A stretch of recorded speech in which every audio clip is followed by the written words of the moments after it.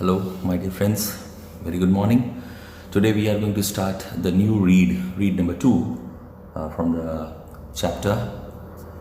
जो हमारा chapter number 4 था वो हम कंप्लीट कर चुके हैं और chapter number 4 was a superb chapter and it was known as the adjustment read number 2 written by Gulzar. बहुत ही अच्छा चैप्टर था, इसे मैंने कंप्लीट किया था और इसके बहुत ही ह्यूमन इमोशंस हमारे टच में थे. हम ह्यूमन आफ्टर डेथ कि क्या इंसान तो निकल जाता है पर उसके पीछे जो लोग रहते हैं उनकी यादें उनके साथ जुड़ जाती हैं, उनके लाइफ के क्या इमोशंस हैं, उनकी लाइफ की क्या शॉर्ट कमिंग्स हैं, कितने हार्डशिप्स हैं, वो सारी चीज़ें दिखाई देती हैं. तो गुलजार ने इसको बहुत ही बेहतरीन तरीके से द एडजस्टमेंट चैप्टर को पढ़ाया था और हमको उनकी लाइफ की एक स्टोरी है जिसको हम कहते हैं बायोग्राफी. तो उस बायोग्राफिकल एपिक जिसको मैं बोलता हूँ बायोग्राफिकल एपिक है ये, तो उसको अपने पर्सनल अकाउंट से उन्होंने अपने पर्सनल एक्सपीरियंस से इसको शेयर किया था और बहुत ही सुपर्ब चैप्टर था ये. मुझे बहुत अच्छा लगा. हार्ट फेल्ट जिसे हम बोलते हैं, इमोशन से भरा हुआ और इतना ग्रिटी था. इसके अंदर बहुत सारे ऐसे इमोशंस थे, कहीं पर ह्यूमन इमोशंस को हमको समझने की ज़रूरत पड़ती है. तो ये जो चैप्टर द एडजस्टमेंट है उसमें हम कैसे एडजस्ट करते हैं लोगों के साथ, कैसे अपने जीवन के साथ एडजस्ट करते हैं. और कई लोग शुरुआत में आप देखेंगे तो नाना बोलते हैं कि नानी के साथ एडजस्ट नहीं कर पा रहा हूँ मैं 50 साल शादी के होने के बावजूद भी. मतलब क्योंकि छोटी छोटी बात पे झगड़ा करते हैं, एक दूसरे के साथ इतना ज़्यादा इन्वॉल्वमेंट नहीं रहे हैं उनका और बहुत छोटी बातों के ऊपर उनका प्रॉब्लम चलता रहता है. तो और मम्मी भी बड़ी नाराज़ होती है क्योंकि आप लोग झगड़ा करते रहते हो, बच्चे झगड़ा लगाते हैं, ये सब चीज़ लाइफ में. पर जब नानी चली जाती है एकदम सैड डिवाइस हो जाता है तो नाना का जो कैरेक्टर है वो पूरा चेंज हो जाता है. और नाना अपने जो सेंटर ऑफ सैनिटी जिसे हम बोलते हैं, जो हमारी बुद्धि को सीधा रखती है, जो हम सेन बातें करते हैं, जितना हम इंटेलिजेंस हम अपने आप को रखते हैं कि हम कितने इंटेलिजेंट हैं, हमारे सोचने समझने की शक्ति है, उसे ऑलमोस्ट वो भुला देते हैं और वो एक पर्सनैलिटी डिसऑर्डर के शिकार हो जाते हैं और वो नानी अपने आप को नानी ही समझने लग जाते हैं. क्योंकि जीवन में नानी के साथ एडजस्ट नहीं किया पर अब मरने के बाद उनको ऐसा लगता है कि नानी के साथ इतना एडजस्टमेंट कर लिया है कि वो खुद ही नानी हो गए. तो नानी का जो व्यवहार है, नानी का जो जिस प्रकार का जीना है, नानी का जिस प्रकार का खाना था, नानी जिस प्रकार के कपड़े पहनती थी, तो वो सारी की सारी चीज़ें वो खुद उसको देखने लग जाते हैं और उनके जैसा ही व्यवहार करने लग जाते हैं. तो ये सारी चीज़ें अपने दिमाग के अंदर बहुत ही एक ब्यूटीफुल तरीके से दर्शाया गया है कि एक एजड कपल का प्यार जो है वो कैसे एक दूसरे के अंदर कितने एडजस्ट हो चुके हैं उनको खुद को भी नहीं पता होता. पर जब जाने के बाद वो उनके कॉफ सिरप लेने लग जाते हैं और एंड में जो बहुत ही शॉकिंग बिहेवियर ये आता है कि चलो कोई बात नहीं, डॉक्टर उन्हें समझाते हैं, डॉक्टर कामत उन्हें समझाते हैं कि भैया कोई बात नहीं, जैसा है उन्हें जीने दो, उनकी लाइफ है, वो जो चाहे खाना चाहे उनको खिलाओ और जिस प्रकार से जीना चाहे जीने दो. आप कौन होते हैं उनको पर्सनल करने वाले? आपके नाना नानी जो भी है वो जिंदा है. तो ये सारी जो बातें हैं तब हमको दिखाई देती है तो हमको आइडिया आता है कि हमें किस प्रकार से नाना और नानी का जो व्यवहार है. लास्ट में शॉकिंग ट्रूथ ये सामने आता है कि जब वो ब्लैंकेट हटाते हैं तो जो गुलजार, तो मुझे पता चलता है कि नाना नानी के कपड़े पहन के बैठे हुए हैं. यानी वो पूरे एक साथ हो गए, एक मेव हो गए, इतना एडजस्टमेंट कर लिया है, एक साथ हो चुके हैं. अब इसी सीरीज़ के अंदर इसी को थोड़ा आगे बढ़ाते हुए एक बहुत ही ब्यूटीफुल सी एक पोम हम आगे आज पढ़ेंगे. पोम बहुत ही ब्यूटीफुल पोम है और बहुत शॉर्ट पोम है. Blind comma deaf fish. Blind तो है ही, एक मछली है जो ब्लाइंड भी है और डेफ भी है. डेफ मतलब बहरी फिश है. अब ये रीड नंबर 2 है और इसे लिखा है आनंद आचार्य ने. ठीक है, अब मैं थोड़ा सा इसमें एक लिबर्टी लेना चाहूँगा आपको बताने में. लिबर्टी का मतलब मैं ये है कि कुछ थोड़ा सा इसके बारे में बात करना चाहूँगा. श्री आनंद आचार्य, मैं आनंद आचार्य नहीं बोलूँगा, मैं श्री आनंद आचार्य बोलूँगा क्योंकि आनंद आचार्य एक ऐसा व्यक्तित्व है जो कि इंडियन फिलॉसफी के अंदर अगर आप गौर से देखें तो स्वामी विवेकानंद के बाद इनका बहुत बड़ा नाम है. स्वामी विवेकानंद जैसे जिस प्रकार के हर्मिट थे, साधु थे, उन्होंने अपना जीवन का जीते जी स्वामी विवेकानंद का नाम बचपन में नरेंद्र था. तो और नरेंद्र ने अपना बचपन में ही जब उनके पिताजी का देहांत हो गया तो उन्होंने खुद का ही तर्पण कर दिया। तर्पण हिंदी वर्ड है, आपको शायद पता चले। तो उन्होंने अपनी खुद की ही विधि कर दी, जिसको हम गुजराती में बोलते हैं, और बोला कि भाई नरेंद्र का देहांत हो गया है, नरेंद्र अब दुनिया में नहीं, अब विवेकानंद है, जो अपने विवेक में ही आनंद लेता है, जो इज़ सेल्फ सफिशिएंट, वो खुद के विवेक से ही, पेशेंस में ही शांति रखता है। तो ये सारी जो बातें हैं मैं क्यों कर रहा हूँ, क्योंकि स्वामी आनंद आचार्य, श्री आनंद आचार्य उसी कैलिबर के, उसी क्वालिटी के इंसान थे। इनका जन्म हुआ था 1881 में वेस्ट बंगाल, जो भी हमारा जो वेस्ट बंगाल है, उस टाइम पे वेस्ट और ईस्ट कुछ नहीं था, एक बंगाल था, जो कि आज की तारीख में जिसे हम बांग्लादेश के नाम से जानते हैं, वो भी इंडिया का ही पार्ट था। तो बंगाल के अंदर इनका जन्म हुआ था, और इनका जो बचपन का नाम था वो सुरेंद्र नाथ बराल था। और ये बहुत ही बढ़िया फिलोसोफर, 30 ऑड्स बुक लिखी है इन्होंने फिलॉसफी के अंदर, जो बहुत ही शानदार इनका नाम है। दूसरे योगी क्रियाएं करते थे, योगी थे, अलग अलग प्रकार के योग, हठ योग और बहुत सारे योग में इनका नाम था। दूसरा एक और बात, ये फिलोसोफर थे, पोएट भी बहुत अच्छे थे, बुक्स बहुत लिखी है ना, 30 बुक्स लिखी है। इनकी फिलॉसफी बहुत डिफरेंट थी, और वर्ल्ड पीस के लिए, विश्व शांति के लिए उन्होंने बहुत काम किया था। अब ये रहे, इंग्लैंड में भी काफ़ी साल रहे, पर इनका सबसे ज़्यादा जो समय बीता वो नॉर्वे में बीता।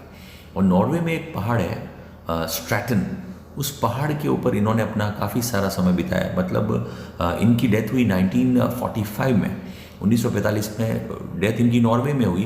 पर इनका जो सबसे प्राइम जो समय था, जिसको कहते हैं ना आप हिमालय की गुफाओं में आप ज्ञान की खोज में चले जाते हैं, तो इन्होंने अपना जो समय जो नॉर्वे की पहाड़ों के अंदर जो माउंट स्ट्रैटन है, जो आज भी इनकी मेमोरियल वहाँ पर ही है, और माउंट स्ट्रैटन के अंदर इन्होंने अपना 1914 से लेके 1917 तक, 1914 से 1917 3 वर्ष का जो समय था, 14, 15, 16, 17, 4 साल का जो समय था, वो श्री आनंद आचार्य ने वहाँ पर अपना वर्ल्ड पीस और वहाँ पे ध्यान, योग, उसमें उन्होंने अपना समय बिताया।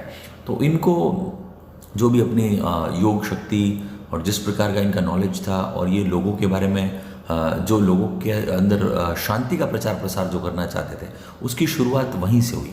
और आज भी आप देखेंगे तो सबसे बहुत ही अजीब सी बात आपको बताऊंगा, आप श्री आनंद आचार्य के बारे में विकिपीडिया पे सर्च करेंगे, आपको कुछ नहीं मिलेगा। इंटरनेट पे भी आपको बहुत ही रेयर में रेयर कुछ मिलेगा। अगर आप विकिपीडिया पे पेज भी सर्च करेंगे तो वो नॉर्वेजियन लैंग्वेज में है, जो नॉर्वेजियन लैंग्वेज है उसके अंदर पता चलेगा। नॉर्वेजियन लैंग्वेज में लिखा हुआ है, वो एक इंडियन फिलोसोफर और संत थे, इंडियन सेंट, ऐसा उन्होंने बोला। तो ये बहुत ही अजीब सी बात है। आप सोचो कि इतने महान संत होते हुए भी, इतने बढ़िया राइटर के आपकी गुजरात बोर्ड की बुक के अंदर इनको स्थान मिला हुआ है, तो भी ये इनको हम इंडियंस इतना नहीं पहचान पाए। तो that's a very different and बहुत ही अजीब सी चीज़ हमारे लिए है कि कहते हैं ना कि दिया तले अंधेरा, तो हमारे दिए के नीचे अंधेरा वाली बात है। तो यहाँ पे इतना मैंने थोड़ा, मेरी आदत है मैं राइटर्स के बारे में ज़रूर बात करता हूँ, तो आपको भी ज़्यादा जानने को मिले। और आनंद आचार्य, श्री आनंद आचार्य के जो वर्क्स हैं वो भी आप ज़रूर पढ़ें। तो ब्लाइंड डेफ फिश एक्चुअल के अंदर एक सिंबॉलिक पोम है।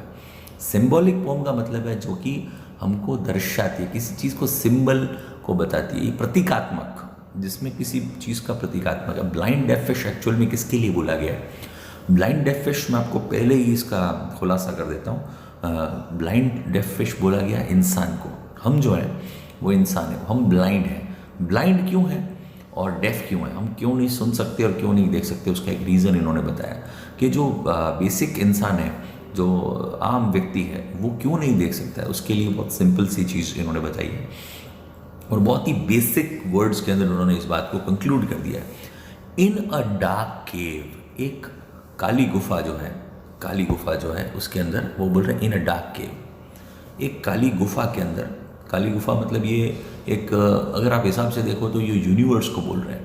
एक काली गुफा, फ्लोज अ डार्क रिवर, वहाँ पे एक काली नदी बहती है। काली नदी बहती है, जीवन की नदी बहती है। काली नदी, डार्कनेस सब तरफ है, जो जीवन है उसमें काली नदी बहती है। वो नदी तो बहती रहती है, अविरल बहती रहती है, कहीं नहीं रुकती, वो बिकती रहती है। एंड ऑन, एक काली केव है, ब्लैक होल जिसको हम बोल सकते हैं, या फिर यूनिवर्स बोल सकते हैं, उसके अंदर एक डार्क केव है, एक काली नदी बह रही है, जीवन की नदी बह रही है। अब वो जीवन कहाँ है? अभी हम सोच रहे हैं मार्स के ऊपर भी जीवन है, चांद के ऊपर भी शायद होगा, कहीं पर जीवन है, कहीं बहुत जगह हम भेजा है हमने, पर हमको अभी तक जितना पता है धरती पे जीवन है। तो एक अविरल नदी जो बह रही है जीवन की, वो बह रही है धरती के ऊपर, dark river, and on it's stony bank, उसके पत्थरों वाले बैंक पे, किनारे पे, उसके कहीं ना कहीं किसी किनारे के ऊपर, वो जो नदी बह रही है उसके किनारे के ऊपर देयर सिट्स अ मैन, वहाँ पे एक इंसान बैठा हुआ है, वहाँ पे एक इंसान बैठा हुआ है, एक व्यक्ति बैठा हुआ है। अब उन्होंने मैन किसको बोला है? अब वो मैन, हम जो व्यक्ति है वो नहीं है, वो कौन है, वो उसका खुलासा करें। There sits a man old as a sun, वो इतने बूढ़े हैं कि जितना कि सन बूढ़ा है। सन हमारी धरती से भी बहुत बूढ़ा है।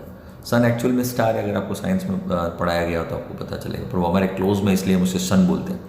तो सन इतना बूढ़ा, उससे सूर्य से भी बूढ़ा अगर कोई है तो वो इंसान वहाँ बैठा है, यानी वो है गॉड, वो हमारे परम पिता परमात्मा परमेश्वर है। एज द सन और ओल्डर, या उससे भी बूढ़े, ये जो है वो बोल रहे हैं कि इंसान बैठा है उस स्टोन के किनारे के ऊपर, और उससे भी बूढ़ा है वो व्यक्ति, ओल्डर, बहुत बूढ़ा है। वीविंग अ यार्न, वो एक यान बोल रहा है। यान जिसको हम बोलेंगे तो वो कुछ एक कपड़ा सी रहा है। यान ऊन का जो गोला होता है उसे हम बोलते हैं ऊन, वूल जिसे बोलते हैं, या फिर आप कोई भी किसी भी टाइप का मटेरियल ले लो, उसमें से वो एक कपड़े से कुछ कपड़ा सी रहे। Weaving a yarn of rainbow, वो कौन सा कपड़ा सी रहे पता है? रेनबो का। 7 कलर के सपने हमको दिखाएंगे, 7 रंग के सपने, 7 रंग की दुनिया, सतरंगी दुनिया का हर कलर, हर आशीर्वाद, हर खुशी, उसका एक रेनबो वो सी रहा है वो आदमी, और बहुत बूढ़ा व्यक्ति है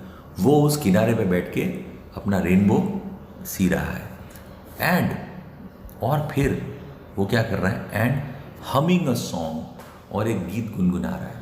अब परमात्मा हमारे लिए बहुत सारी चीज़ें हैं दुनिया के अंदर, बहुत प्रकृति के अंदर हज़ारों लाखों चीज़ें हैं, हज़ारों लाखों कलर की चीज़ें हमारे सामने छोड़ दी। एक सुंदर गुलाब का पुष्प हमारे सामने, खुशबू उसके अंदर है, वो सब है। और जो हवा चलती है तो वो जो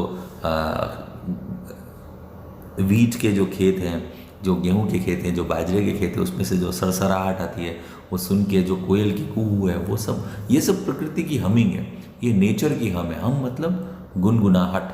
तो जो भगवान वहाँ बैठ के, जो सूर्य से भी बूढ़े हैं, वो परमात्मा वहाँ बैठकर कुछ गीत गुनगुना रहे हैं। और वो जो गीत गुनगुना रहे हैं और साथ में हमारे लिए बहुत सारे सपने बुने रहे, रेनबो रेनबो रेनबो हमारे लिए बुने जा रहे हैं। But the blind deaf fish, पर प्रॉब्लम क्या है? हम लोग उस काली दुनिया के, काली रिवर में, जो अपनी ही मस्ती, अपनी ही दुनिया, हम कोई प्रकृति का कोई आशीर्वाद ना देख पा रहे हैं, ना वो रेनबो हम देख पा रहे हैं, ना वो म्यूज़िक हम सुन पा रहे हैं। हमको बस अपना ही खुद का जो अपन ने म्यूज़िक क्रिएट किया है वही सुनना चाहते हैं, वही देखना चाहते हैं जो हमको दिखता है, जो हमारी भौतिक सुविधाओं को अनुरूप लगता है, हम वही काम करते हैं। उसके अलावा हम कोई काम पे ध्यान नहीं देते। हम ब्लाइंड की तरह दौड़े जा रहे हैं, पैसा पैसा पैसा पैसा चाहिए, मुझे ये चाहिए, मुझे शोहरत चाहिए, नाम चाहिए। जो ब्लाइंड नदी के अंदर सब, जैसी वो ब्लाइंड फिश है वैसी वो ब्लाइंड फिश की तरह, वो अंधी और बहरी फिश है, ना वो सुन सकती है ना देख सकती है। उसके आसपास में इस सारी की सारी दुनिया के सब आशीर्वाद यहीं पर ही हैं। वो कोने पे ही बैठा है, हमको कोने तक जाना है। अगर हम सुन पाए तो वहाँ तक तो पहुँच पाएंगे ना, पर हम नहीं सुन पाते हैं, ना देख पाते हैं उसको। तो हम वो ब्लाइंड और डेड फिश की तरह, that swim in the stream, उस काली नदी के अंदर, उस स्ट्रीम के अंदर वो नदी तैरती रहती है, मरती है, जीती है, फिर मरती है, फिर जीती है, वो आगे तैरती रहती है। सी नीदर यान नॉर मैन, ना तो वो इस यान को, रेनबो को जो उन्होंने बनाया है, जो उनके द्वारा बुना गया है, ऐसा यान हम कभी नहीं देख पाते हैं। हम उस इंसान की तरह हैं, हम वो व्यक्ति है एक्चुअल में है ही, हम डेड और ब्लाइंड फिश है और डेफ फिश है। Nor here is ever lasting song, और न ही कभी हम उनका अविरल गीत, जो प्रकृति का अविरल गीत है, जो कि जो आत्मा की आवाज़ है, जो परमात्मा की आवाज़ है, वो हम कभी नहीं सुन पाते हैं। हम बस झरने के अंदर बहे जा रहे हैं, बहे जा रहे हैं, बहे जा रहे हैं, चले ही जा रहे हैं, हम कभी नहीं सुनते उनकी बात। तो ये बहुत ही बेसिक पोम है और बहुत ही छोटी पोम है, पर ये बहुत इंपॉर्टेंट पोम है। इसको सिंबॉलिक पोम के तौर पे मैं देखता हूँ, इसलिए मैं इस पर ज़्यादा फोर्स करके दूसरा चैप्टर नहीं शुरू करूँगा। दूसरा चैप्टर भी बहुत अच्छा है, उसको मैं आगे बढ़ाऊँगा, बट आज के लिए मैं सिर्फ इतना ही रखूँगा, क्योंकि ब्लाइंड डेफ फिश एक बहुत ही इमोशनल, बहुत ही सेंसेशनल और बहुत ही एक्सक्लूसिव पोम है हम लोगों के लिए, हमारे जानने के लिए। इंग्लिश के अंदर सिंबॉलिक वर्ड बहुत बार यूज़ होता है, तो ये श्री आनंद आचार्य ने हम लोगों को जीने के लिए जो चीज़ बताई है वो बहुत ही हमको जीना पड़ेगा, हमको अपनी आंखें खोलनी पड़ेंगी, हमको अपने कान सुनना पड़ेगा कि हम लोग किस प्रकार से जी रहे हैं, हमें किस प्रकार जीना है। और वो परमात्मा तो हमारे पास बैठा ही है, पर हम इस काली नदी के अंदर, काली दुनिया के अंदर बहे जा रहे हैं एक ब्लाइंड डेफ फिश की तरह, जो ना कुछ सुनना चाहती है ना कुछ देखना चाहती है। तो जिस दिन हम देखने की कोशिश करेंगे, जिस दिन हम अपने आत्मा की आवाज़ सुनेंगे, और जिस दिन हम अपने उस परमपिता परमात्मा की तरफ आगे बढ़ेंगे, तब हम वो उसके सारे चमत्कार देख पाएंगे, उसकी सारी वाणी सुन पाएंगे। तो एडम और ईव की कहानी आपने सुनी होगी, आदम और हव्वा है। तो जो परमात्मा की बात उन्होंने नहीं मानी, जब उन्होंने द फ्रूट ऑफ लस्ट खा लिया तो ईडन गार्डन उनसे छिन गया, और हम लोग दुनिया के अंदर, हम लोग दुनिया से, भगवान हमसे विदा हो गए और हम उनकी बात नहीं सुन पाते। तो वो कहते हैं ना एकात्मता होना, तो परमात्मा से एकात्म होने के लिए ही श्री आनंद आचार्य ने ये पोम लिखी है। आपको ये पोम पढ़नी है। इसका मैं ये चाहता हूँ कि आप इसका एक पूरा का पूरा थीम लिखो, और इससे आपको क्या लेसन लर्न किया आपने, इससे आपको क्या आइडिया मिलता है। तो ये पोम आपको ये सिखाती है कि हम कैसे जीवन के अंदर एक ब्लाइंड डेफ फिश की बजाय थोड़ा बहुत आंखें खोलें, थोड़ा बहुत सुनने का प्रयास करें। जो हमारे पास में परमपिता परमात्मा है उनकी बात सुने, तो हम आगे कैसे बढ़ पाएंगे जीवन में, और हम स्ट्रीम के विरुद्ध भी तैर पाएंगे, और स्ट्रीम के साथ बहते बहते हम मर ना जाएं। और स्ट्रीम हमको कहाँ लेके जा रहा है उसके लिए नहीं, हम स्ट्रीम के साथ में और उससे लड़ाई करके हम अपने जीवन के अंदर उस रेनबो को देख पाएंगे कि नहीं पाएंगे, ये हमारे जीवन का सार होना चाहिए। अगर हम देख पाएँ तो उससे बड़ी हमारे लिए कोई भी चीज़ नहीं है। आज के लिए मैं इतना ही कंक्लूड करता हूँ। बहुत ही शॉर्ट लेक्चर रहा, बट स्टिल इसको थोड़ा ज़्यादा सोचना पड़ेगा, ज़्यादा समझना पड़ेगा, और इसको पूरा का पूरा आत्मसात करना बहुत ज़रूरी है। अब इसको आराम से धीरे धीरे पचाना, ये बहुत ही टफ बाइट टू ईट है, ऐसा मैं सोचता हूँ। ठीक है, तो आज के लिए थोड़ा आनंद आचार्य के बारे में भी रीड कीजिएगा, ब्लाइंड डेफ फिश को ज़रूर समझिएगा। रीड नंबर 2 कंप्लीट होता है, चैप्टर नंबर 4। अब हम अगले चैप्टर में आगे बढ़ेंगे। Thank you for today, thank you for watching, और स्टे सेफ, स्टे हेल्दी।